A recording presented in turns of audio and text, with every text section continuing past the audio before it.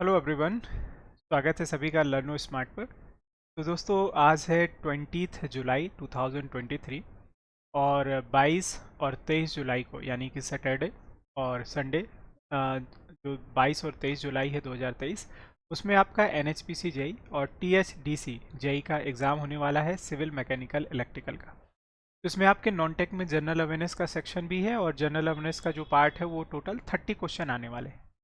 जो THDC JEE है वो सिर्फ यूपी और उत्तराखंड के लोगों के लिए है, बाकी NHPC जेई सभी कैंडिडेट दे सकते हैं। तो ये याद रखिएगा, सिर्फ इसमें मैं जो PYQ कवर कर रहा हूँ वो सिर्फ जनरल अवेयरनेस का सेक्शन। तो आपका टेक्निकल तो इम्पोर्टेंट है ही, लेकिन नॉन टेक्निकल में जीए का भी बहुत इंपॉर्टेंट रोल रहेगा। टोटल 30 क्वेश्चन आने वाले हैं और मैं आपको ये टारगेट मान करके मतलब चलूँगा, ये बोलूँगा कि आप इन 30 क्वेश्चन को 10 या 12 मिनट से ज़्यादा मत दीजिएगा। क्योंकि जनरल अवेयरनेस में होता कैसा है दोस्त कि अगर आपको मतलब ये आ रहा है क्वेश्चन तो आ रहा है, नहीं आ रहा है तो नहीं आ रहा है। अब इसमें आप ज़्यादा टाइम देंगे तो तुक्का ही लगाएंगे, इसके अलावा कोई और ऑप्शन है नहीं। तो वो टाइम आप अपने टेक्निकल में दे सकते हैं या रीजनिंग में दे सकते हैं। जो नॉन टेक वाला पार्ट है, रीजनिंग में हो सकता है कोई सवाल ना आ रहा हो, आप थोड़ा पेन लेकर के रफ करने बैठेंगे तो हो सकता है निकल आए। तो देखिए टोटल हम लोग 30 क्वेश्चन करने वाले हैं और हम लोग भी प्रयास करेंगे कि इसको 10 से 12 मिनट में फिनिश करें, ठीक है। अच्छा, एक और चीज़, जो टोटल 30 क्वेश्चन आते हैं उसको बाइफरकेट बहुत अच्छे से करके रखिएगा। ये जो 30 क्वेश्चन आपके होने वाले हैं ये पूरी तरीके से याद रखिएगा। इसमें मैक्सिमम जो वेटेज रहने वाला है वो आपका होता है, याद रखिएगा, किसका, करंट अफेयर का। तो मैक्सिमम क्वेश्चन रहेंगे, लगभग 8 से 10 क्वेश्चन आप मान करके चलिए कि करंट अफेयर के आने वाले हैं। बाकी रिमेनिंग जो सेक्शन रहता है स्टैटिक का है, और बाकी आप कह सकते हैं कि मिसलेनियस है। मिसलेनियस में यानी कि उसमें history, geography, polity, economy, science सब कुछ मिल जाएगा। तो मेजर सेक्शन आपका यही है, यानी कि रामबाण यही है। अगर आपको ने इसको कर लिया तो आप आसानी से इसमें कर ले जाएंगे। हम लोग ये पेपर करने जा रहे हैं दोस्तों, याद रखिएगा ये हुआ था आपका 2022 में, ठीक है। तो 4 तारीख को 2022 का ये पेपर है। मॉर्निंग शिफ्ट का 9 से लेकर के 12 का, और याद रखिएगा कौन से का ब्रांच का है, सिविल का ब्रांच का है, ठीक है। तो इसमें टोटल 30 क्वेश्चन मैंने दिए हुए हैं, इनको हम लोग 1 बाई 1 देखेंगे। इंग्लिश में मैं इसका ट्रांसलेशन नहीं कर पाया हूँ थोड़े समय के अभाव की वजह से, बट मैं इसको हिंदी और इंग्लिश दोनों में आपको समझाऊंगा, तो आई होप कि ज़्यादा दिक्कत होने वाली नहीं चाहिए, ठीक है। अब देखिए इसमें आपने पढ़ा होगा दोस्तों सिराजुद्दौला, दो हम लोग पढ़ते हैं, एक सिराजुद्दौला और एक कभी पूछा गया शुजाउद्दौला। तो शुजाउद्दौला याद रखिएगा दोस्तों ये अवध का नवाब था, और सिराजुद्दौला कभी भी पूछा गया तो याद रखिएगा ये बंगाल का था, ठीक है। तो यही पूछा गया है दोस्तों कि किस साल में जो सिराजुद्दौला है वो नवाब जो अलीवर्दी खां है उसकी मृत्यु के बाद बंगाल का राजा बना। तो इसका जो करेक्ट आंसर याद रखिएगा 1956। ये बहुत इंपॉर्टेंट रहता है क्योंकि जैसे ही सिराजुद्दौला बनता है इसी के समय में आपने एक पढ़ा होगा प्लासी का युद्ध, ठीक है। जो प्लासी का युद्ध है काफ़ी इंपॉर्टेंट हुआ, और ये हुआ था 1700 कब, आपके 57 में। तो आपने पढ़ा होगा कि इसमें सिराजुद्दौला के साइड से जो लड़ा था उसका नाम क्या था, मीर जाफर, ठीक है।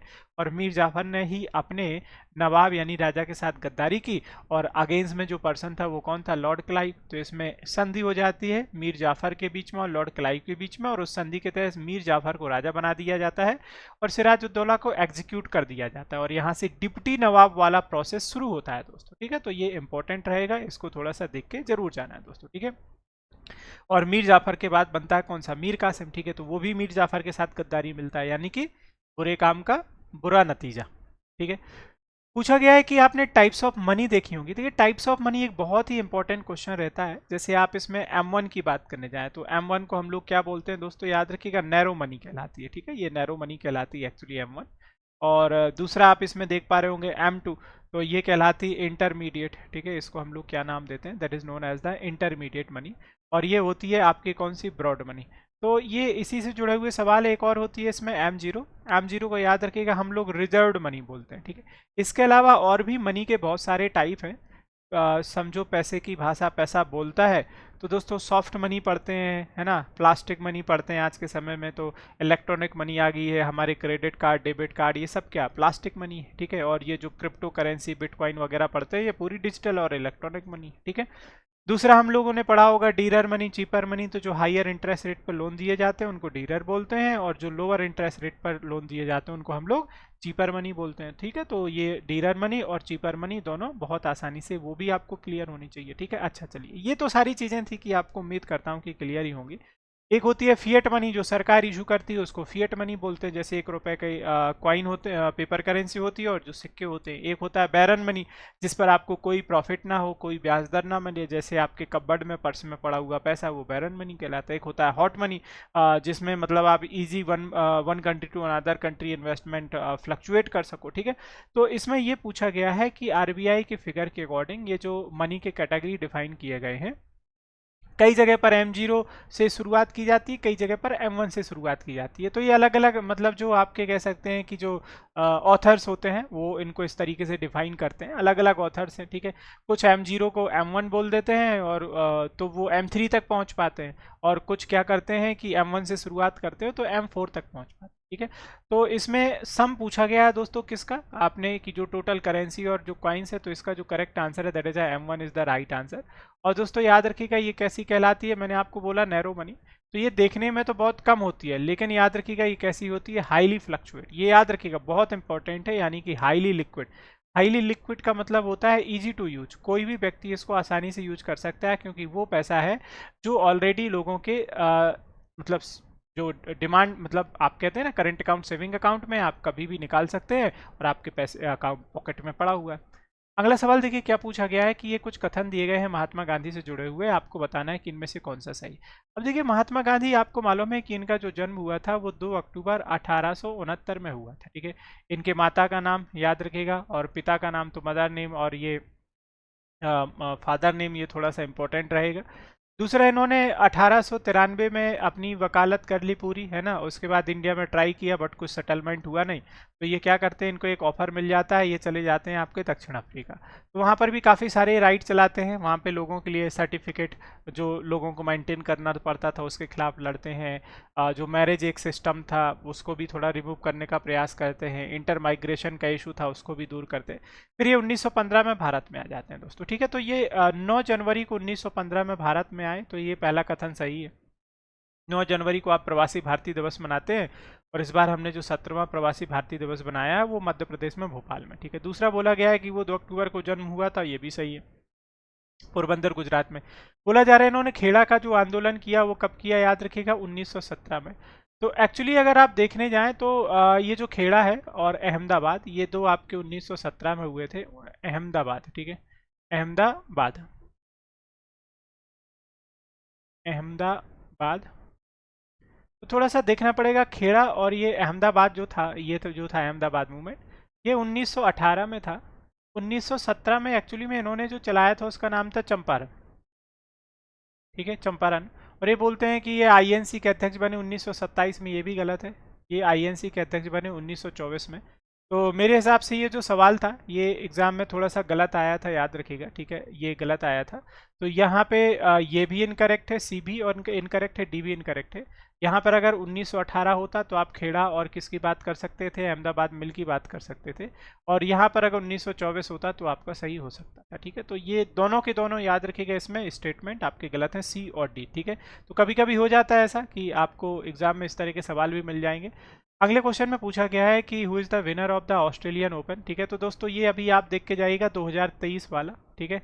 तो 2023 वाला मैं लिख देता हूं दोस्तों, तो इसमें भी आपके कौन है, दैट इज नोवाक जोकोविच, ठीक है। ये हैं 2023 में, याद रखिएगा नोवाक जोकोविच हैं 2023 के, ऑस्ट्रेलियन के भी, और याद रखिएगा फ्रेंच ओपन। तो ये दोनों के जो ऑस्ट्रेलियन ओपन है और फ्रेंच ओपन है, दोनों के जो विनर हैं आपके कौन है, नोवाक जोकोविच, ठीक है। चलिए अगला सवाल देख लेते हैं। पूछा गया है कि ये जो ब्रेड माउल्ड है, इसी से जुड़ा हुआ क्वेश्चन है, तो ये किसका एग्जाम्पल है, प्रोटोजोआ है, बैक्टीरिया है, ठीक है, या फंगस है। तो ये इसका जो राइट आंसर है that is option D is the right answer, ठीक है। अगला सवाल है, पूछा गया है कि जो मौर्य डायनेस्टी, अगर आप देख पा रहे होंगे तो इसमें देखो हिस्ट्री भी आ रही है, करंट अफेयर भी आ रहा है इसमें, साथ में आपने देखा साइंस का भी क्वेश्चन आ गया अभी तक, ठीक है। अच्छा, अब ये एंशियंट इंडियन हिस्ट्री, तो मौर्य एम्पायर आपने पढ़ा होगा, जिसकी शुरुआत होती है 322 बीसी से चंद्रगुप्त मौर्य के द्वारा, और 185 बीसी में जो आखिरी राजा था जिसका नाम था बृहदत्त, जिसकी हत्या पुष्यमित्र शुंग कर देता है, और शुंगा डायनेस्टी स्थापित होती है, वहाँ पे ये खत्म हो जाता है। तो पूछा गया है दोस्तों कि जो मौर्यन एम्पायर है वो 4 भागों में बटा था, तो ये एक्चुअली में ये जो 4 भाग डिवाइड किए गए थे, ये किसके समय में डिवाइड किए गए थे, अशोक के समय में डिवाइड किए गए थे। और इनको अगर आप देखने जाएं तो कुछ इस तरीके से थे कि एक था ये इनका पाटलिपुत्र, दूसरा याद रखिएगा उज्जैन, है ना, और तीसरा आप कह सकते हैं यहाँ पर सुवर्णगिरी, और ये था कौन सा आपका, ये वाला तक्षशिला। तो कुछ इस तरीके से इनके ये कुछ सेंटर थे, तो ये थोड़े से देखने पड़ेंगे दोस्तों, ठीक है। तो उज्जैन था इसमें, तोसली था, स्वर्णगिरी था, और एक जो पांचवा था याद रखिएगा दोस्तों, आप कह सकते हैं सारनाथ नहीं था, ये था आपका कौन सा, पाटलिपुत्रा। तो पाटलिपुत्रा को आप इसमें काउंट कर सकते हैं, जो एक्चुअली में कैपिटल भी थी ये पाटलिपुत्रा अशोक के समय में, जहाँ पर अशोक ने तीसरी बुद्ध काउंसिल भी ऑर्गेनाइज की थी, ठीक है। अगर आपको याद हो कि जो तीसरी बुद्ध काउंसिल हुई थी, जहाँ पे अभिधम्म पिटक को कंपोज किया गया था 250 बीसी में मुगल पितितसी की अध्यक्षता में, वो यहीं पर हुई थी, ठीक है। तो अशोक से जुड़ा हुआ इंपॉर्टेंट पॉइंट है। हाँ, सारनाथ में आप ये कह सकते हैं कि सारनाथ में जो है महात्मा गौतम बुद्ध का प्रथम उपदेश दिया गया था। तो जो पहला उपदेश है वो यहीं पर मिलता है, और सारनाथ में अशोक शिलालेख भी मिलता है, जहाँ से हमारा राष्ट्रीय पृथक भी वो भी लिया गया, प्रतीक भी लिया गया था, ठीक है। तो ये इंपॉर्टेंट है। तो अशोक के जब भी आप बारे में पढ़ने जाएं पूरा डिटेल में, तो देख लीजिएगा कि अशोक जो है ना 269 में आपका राजा बनता है ये बीसी में, और 261 बीसी में ये कलिंग का युद्ध लड़ता है।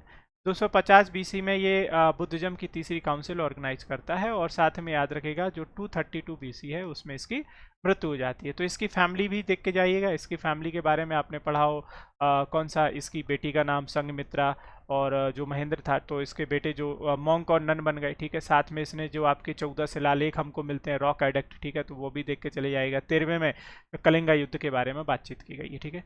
अगले सवाल में देखिए क्या पूछा गया है कि अब ये पॉलिटी का भी क्वेश्चन आ गया, तो पॉलिटी से जुड़े हुए 100% क्वेश्चन आपके हो सकते हैं, लेकिन मुझे लगता है कि ये जो सवाल है ये काफ़ी लोगों से नहीं बना होगा, क्योंकि थोड़ा सा क्वेश्चन ये डिफरेंट था, कॉमन क्वेश्चन नहीं था। पूछा गया था कौन सा ऐसा आर्टिकल है संविधान में जो रिलेट करता है exemption from taxes on electricity, यानी कि जो इलेक्ट्रिसिटी होती है उसके टैक्सेस से एग्जम्पशन की बात करता है। 287, that is option A is the right answer, ठीक है। तो थोड़ा सा डिफरेंट था, काफी सारे लोगों ने गलत किया होगा इसको, ठीक है। अगला सवाल है कि who appoint the special officer for linguistic minority according to the article 350 B. तो इसको जो नियुक्त किया जाता है ये राष्ट्रपति ही नियुक्त करता है, चाहे जितने भी संवैधानिक पद हों दोस्तों, ठीक है। तो जितने भी आपके याद रखिएगा कॉन्स्टिट्यूशनल पोस्ट होते हैं, अटर्नी जनरल हो आपके, ठीक है, कोई भी व्यक्ति हो, मतलब गवर्नर हो, प्रेसिडेंट हो, वाइस प्रेसिडेंट हो, जितने भी आपके कैबिनेट मिनिस्टर्स वगैरह होते हैं, तीनों सेनाओं के जो अध्यक्ष वगैरह होते हैं, ठीक है, फाइनेंस कमीशन हो गया, इलेक्शन कमीशन हो गया है आपका, ठीक है, और या फिर जो आपके राष्ट्रीय आयोग बनाए गए हैं शेड्यूल कास्ट, शेड्यूल ट्राइब और बैकवर्ड क्लासेस के लिए, और यहाँ पर जो स्पेशल ऑफिसर होता है लिंग्विस्टिक के लिए, सबकी जो नियुक्ति है वो राष्ट्रपति करता है। और वर्तमान में जो राष्ट्रपति है उनका भी नाम जरूर पढ़ के चले जाएगा। हमारे जो 15th प्रेसिडेंट है द्रौपदी मुर्मू जी, पहले ट्राइबल हैं, दूसरी महिला है, और सबसे यंगेस्ट इस समय प्रेसिडेंट बनाई गई, ठीक है। क्वेश्चन में पूछा जा रहा है कि which of the following oceans are Alaska and Hawaii island is located. अब ये इंपॉर्टेंट है, आपने पढ़ा होगा अलास्का, जिसको रसिया ने यूएसए को बेच दिया था, ठीक है। तो ये काफ़ी इंपॉर्टेंट रहते हैं दोस्तों, ठीक है। तो ये आर्कटिक ओशियन और बेरिंग स्ट्रेट से जुड़ा हुआ पड़ा होगा। तो ये पैसिफिक है दोस्तों, आपको मालूम होगा कि ये सबसे डीपेस्ट है ना, और इसी में आपकी मारियाना ट्रेंच पाई जाती है। ये जुड़ा हुआ सवाल कई बार पूछा जाता है। और जो सबसे एक्टिव वल्केनो है विश्व में वो यही है, हवाई आइलैंड वाले, ठीक है, और ये पैसिफिक में ही पाए जाते हैं। और ये सबसे लार्ज इन साइज, आपने पढ़ा होगा पूरी पृथ्वी का लगभग 28% भाग ये पाया जाता है। और इसका अगर आप शेप देखेंगे तो ये कैसा होता है, सर्कुलर, ठीक है। तो इससे जुड़े हुआ क्वेश्चन आने की संभावना बनी रहती है, तो इनको एक बार देख के जरूर जाइएगा, ठीक है। अगले क्वेश्चन की ओर चलेंगे। क्वेश्चन में पूछा गया है कि दोस्तों कि मिनिमम सपोर्ट प्राइस क्या था 2021 और 22 का। तो अगेन ये ओल्ड क्वेश्चन है, आपको पूरा करंट पढ़ के जाना है, और कम से कम ट्राई करना है कि 8 महीने का करंट अफेयर देख ले। तो इसका जो राइट आंसर है दैट इज ऑप्शन डी, ठीक है। 5100 याद रखिएगा, ठीक है। अगला सवाल है, पूछा गया है कि आसाम में ये जो एक आसाम का टेम्पल आपको मालूम है, गुवाहाटी टेम्पल, ये बहुत ही प्रसिद्ध है आसाम में, जिसको कामाख्या देवी मंदिर की हम लोग बात करते हैं। तो आसाम के बारे में जो भी इंपॉर्टेंट फैक्ट है, आसाम में आपने एक यहाँ का फेस्टिवल पढ़ा होगा जिसको हम लोग बिहू के बारे में पढ़ते हैं, एक डांस जरूर पढ़ के चले जाएगा जिसका नाम है सत्तरिया। अब यहाँ का एक फेयर होता है, एक मेला लगता है यहाँ पर इस कामाख्या देवी मंदिर के पास, जिसका नाम है अम्बुबाची, ठीक है। काफ़ी इंपॉर्टेंट है दोस्तों, याद रखिएगा। ये जो पुष्कर मेला है ये आपको मिलेगा राजस्थान से जुड़ा हुआ, ठीक है। और याद रखिएगा ये जो हॉर्नबिल है ये मिल जाएगा नागालैंड का पार्ट। तो ये जो है अम्बुबाची, इसको हम लोग क्या बोलते हैं, कुंभ ऑफ ईस्ट, इसको याद रखिएगा, इसको क्या बोला जाता है, कुंभ ऑफ ईस्ट। वैसे तो कुंभ जो है वो मेला लगता है आपके भारत के 4 शहरों में, हरिद्वार है उसमें, उज्जैन है आपका, नासिक है, और प्रयागराज इलाहाबाद है, ठीक है। तो आसाम जिसका भी सीएम है हेमंत बिस्वा, ठीक है। आसाम के जो नेशनल पार्क मानस, काजीरंगा वगैरह, गुवाहाटी जो आपको मालूम होगा हाई कोर्ट वहाँ पर लोकेटेड है, जो कि सबसे बड़ा हाई कोर्ट है, और इसकी कैपिटल जो है वो कौन सी है, दिसपुर है, ठीक है। सो इंपॉर्टेंट रहती है एग्जाम के पॉइंट ऑफ व्यू। पूछा गया फरवरी 2022 में किसने डिफीट किया था, तो अगेन ये करंट अफेयर का सवाल है। अब ये तो पुराना हो गया है, ठीक है, आपने स्पोर्ट्स में नया पढ़ के जाना है। तो आपने देखा होगा कि अभी स्पोर्ट्स में जितने भी क्वेश्चन आए हैं सब ये करंट से ही आए हैं दोस्तों, ठीक है। अगले सवाल पे हम लोग चलेंगे। नेक्स्ट क्वेश्चन है, क्वेश्चन में पूछा गया है कि हाँ किसको ये दिया गया था। अब देखो ये जो आपके स्पोर्ट्स से जुड़े हुए पुरस्कार हैं ये आपको देख के जाने पड़ेंगे। मेजर ध्यानचंद जो है ना, तो ये जो 26 जनवरी को दिए जाते हैं हर साल, तो मेजर ध्यानचंद खेल रत्न पुरस्कार देख लीजिएगा, अर्जुन पुरस्कार देख लीजिएगा, साथ ही में द्रोणाचार्य पुरस्कार और मौलाना अबुल कलाम आज़ाद ट्रॉफी। तो आपको मालूम है कि खेल में प्रोत्साहन के लिए ये मिलता है और ये मिला है पंजाब यूनिवर्सिटी को, तो इतना क्लियर होगा, ठीक है। अगला सवाल देखिए, पूछा गया है कि who became the first Indian fencer to qualify for the Olympics. तो इसमें जो पहले बने गए थे वो कौन थे, याद रखिएगा, भवानी देवी। अब ओलंपिक की बात हो रही है तो आपको मालूम होगा कि 2020 में किया था इसको होस्ट जापान ने, 2024 में इसको होस्ट कर रहा है दोस्तों फ्रांस, ठीक है, और 2028 में इसको जो होस्ट करेगा वो कौन करेगा, लॉस एंजल्स, ठीक है। तो ये इंपॉर्टेंट है और ये कौन है, समर वाले हैं, ठीक है।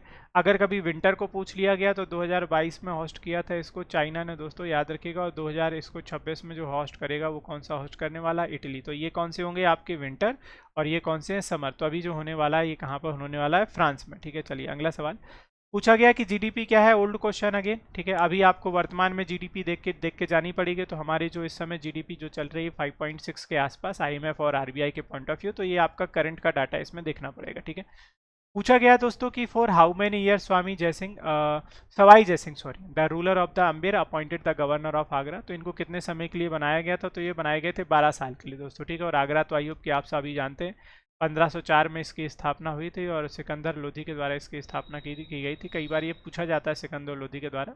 और आगरा जो आपका स्थित है ये किस नदी के किनारे है, तो ये भी आपको मालूम है कि यमुना नदी के किनारे स्थित है, ठीक है। चलिए अगला क्वेश्चन है, पूछा गया है दोस्तों कि which of the following river has its origin in Madhya Pradesh, flows in Rajasthan and finally falls into the Arabian sea. अब ये जो रिवर है ना ये काफ़ी इंपॉर्टेंट, याद रखिएगा, माही रिवर है। तो ये एग्जाम में कई बार पूछी जाती है दोस्तों, तो इसको थोड़ा सा देख के चले जाइएगा। और आपने पढ़ा होगा कि एक ऐसी नदी है कट 2 टाइम्स, ये आपको कट करती है 2 बार, किसको, कर्क रेखा को, ठीक है।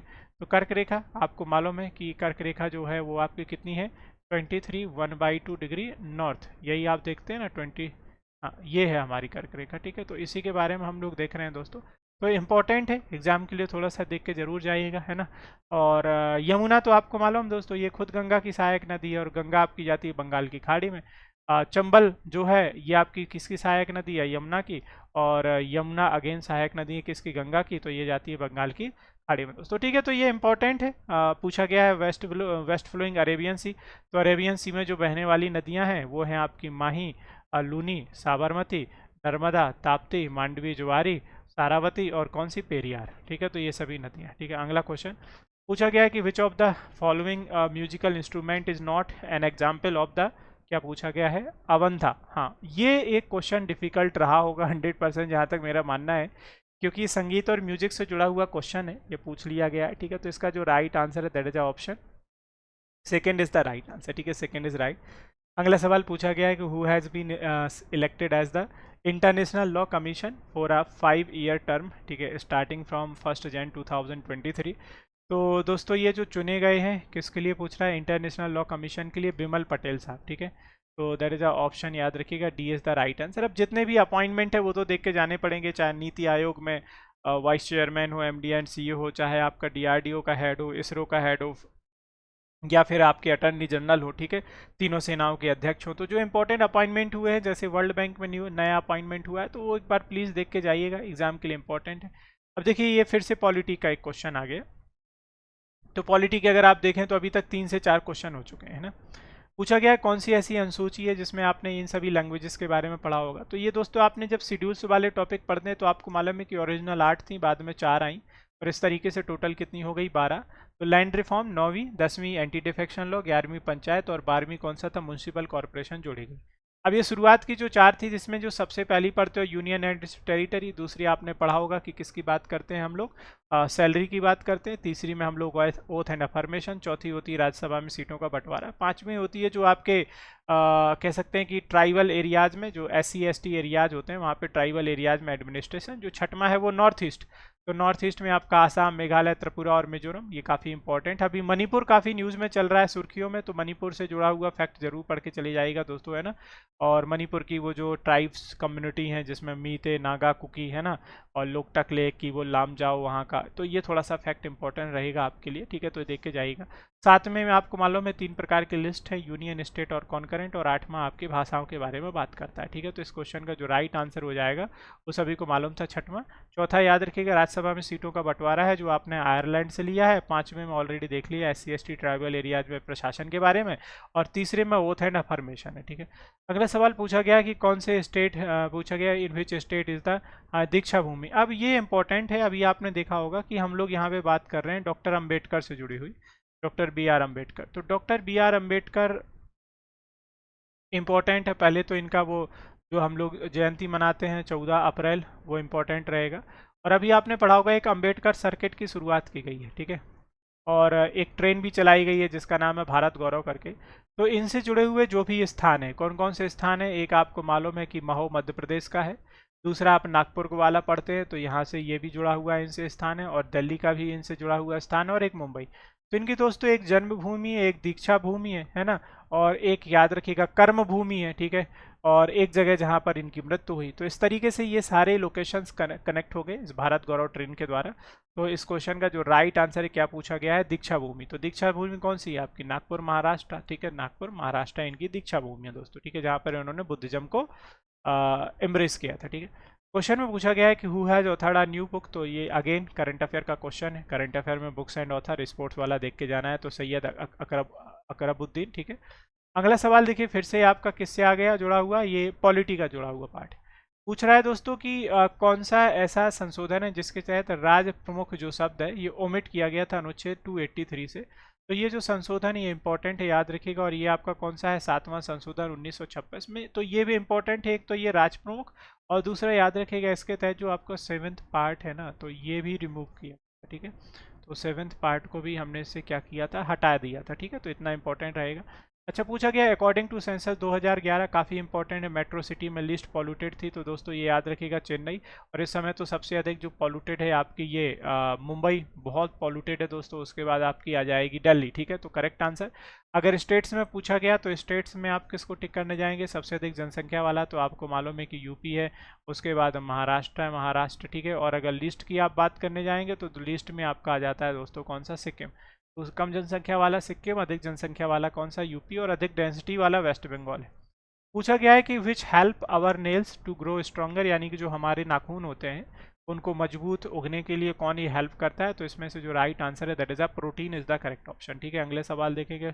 नेक्स्ट क्वेश्चन में पूछा गया है कि कौन सा ऐसा एनजीओ है जिसको इंदिरा गांधी पीस प्राइज 2021 का मिला। तो अवार्ड्स देख के जाने हैं आपने, जो भी इंपॉर्टेंट अवार्ड्स हैं देख के चले जाइएगा दोस्तों, ठीक है। और ये जो एनजीओ है जिसका नाम है प्रथम, ठीक है, जिसको इंदिरा गांधी पीस प्राइज दिया गया है।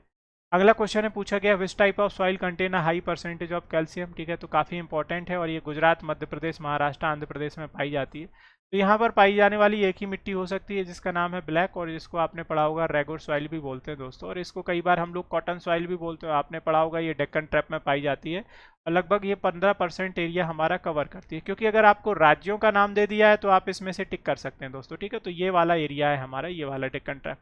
एलुवियल इसलिए नहीं पाए कह सकते क्योंकि एलुवियल जो पाई जाती है वो नॉर्दर्न प्लेट में पाई जाती है, जो भारत का उत्तरी मैदानी क्षेत्र है, जिसमें पंजाब, हरियाणा, यूपी, बिहार, वेस्ट बंगाल की आप बात करेंगे, ठीक है।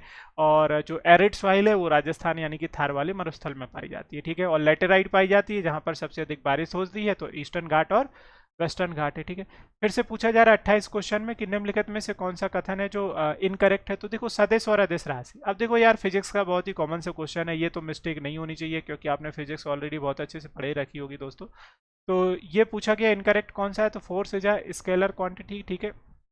अगले क्वेश्चन में तो फोर्स जो होता है वेक्टर क्वांटिटी, ठीक है। अगला सवाल पूछा गया कि which of the following dances is perform by the members of the आदि ट्राइब ऑफ अरुणाचल प्रदेश। जो अरुणाचल प्रदेश की एक आदि ट्राइब इंपॉर्टेंट है, और अरुणाचल प्रदेश में एक और याद रखिए दोस्तों मिसमी ट्राइब, ये भी इस समय न्यूज़ में चल रही है, तो उसको देख के चले जाएगा दोस्तों। तो इनके द्वारा जो डांस परफॉर्म किया जाता है जिसका नाम क्या है, टापू, ठीक है।